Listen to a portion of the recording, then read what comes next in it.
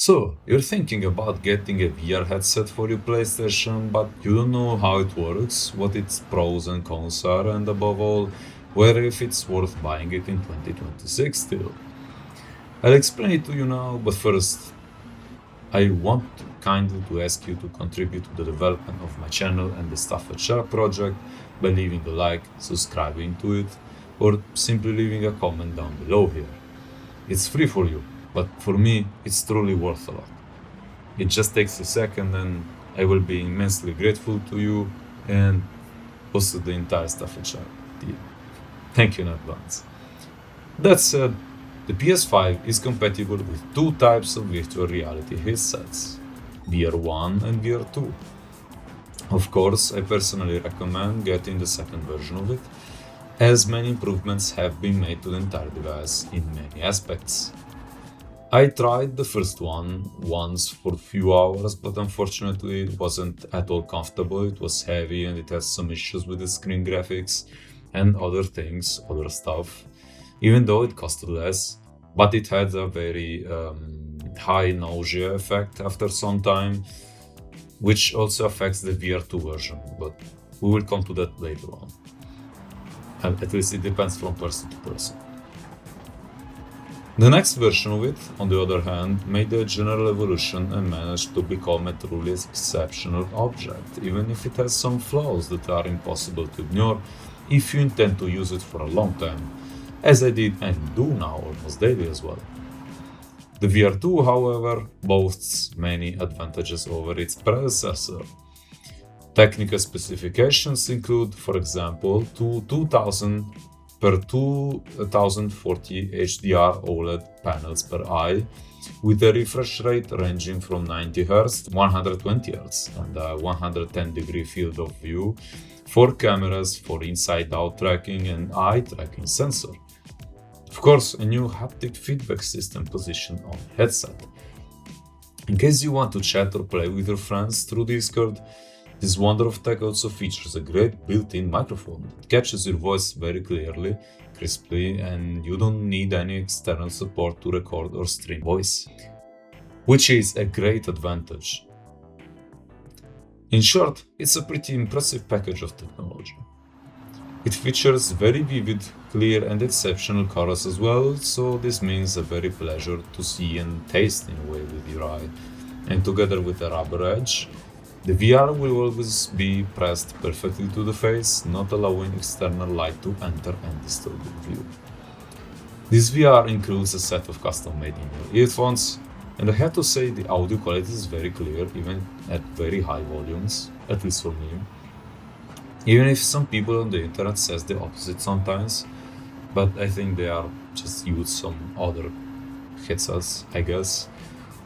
When you set them into your ears, they virtually completely isolate any external sound, and if you have other in-ear headphones, you can still connect them to the VR without any problems. Just check if the jack is the correct one. It's the 3.5mm one, just in case. It can also simulate earthquakes with an integrated vibration system, but in my case, since I only play car simulators, this is a feature that can't be activated in any way, at least as far as I know. And being connected to the PS by just one wire, I consider this one quite impressive. Using it in Gran Turismo 7, as said before, it will allow you to literally race inside your car, giving you a 360-degree view of its interiors. This, besides being thrilling to say the least, is an experience no normal screen can offer, and for a car enthusiast like me, being able to drive all those dream cars in first person with that fidelity and level of detail just kept me smiling for days, even today, making me identify from the first to the last moment with what I always wanted to be, a racing driver. Not to mention that in racing it gives me a huge advantage, a clear view. I can check the mirrors, keep my eye on the curve ahead, and have a much more accurate perception of the track, which translates into better, faster lines and above all, total control of the situation without using controller buttons or the steering wheel. It's also quite comfortable to wear, and during endurance races your eyes and mood are safe, which is also a very great advantage as well. But unfortunately, nothing is without flaws, and here are a few that can't be ignored. Starting with the most important one, its weight of 660 grams, excluding the cable, can strain your neck. And when resting on your nose, it can cause redness on the upper edges, causing a bit of pain.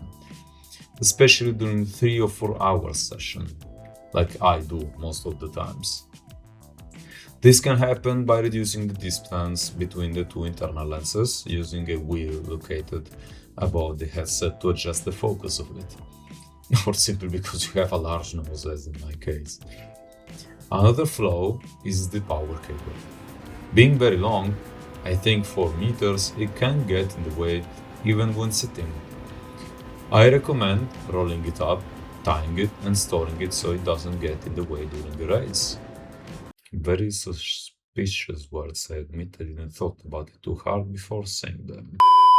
However, the lenses may cause a slightly blurry view due to the fact that the eyelashes are very close to you.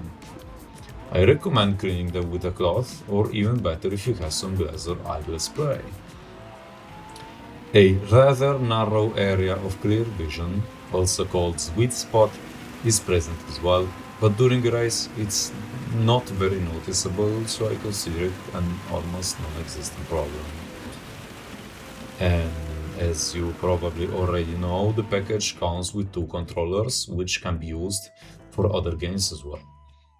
The major problem with them is that even if they are nicely made and ergonomical, and kind of fragile sometimes, I have to admit, they tend to run out of power very easily. In fact, a full charge lasts about 2 hours.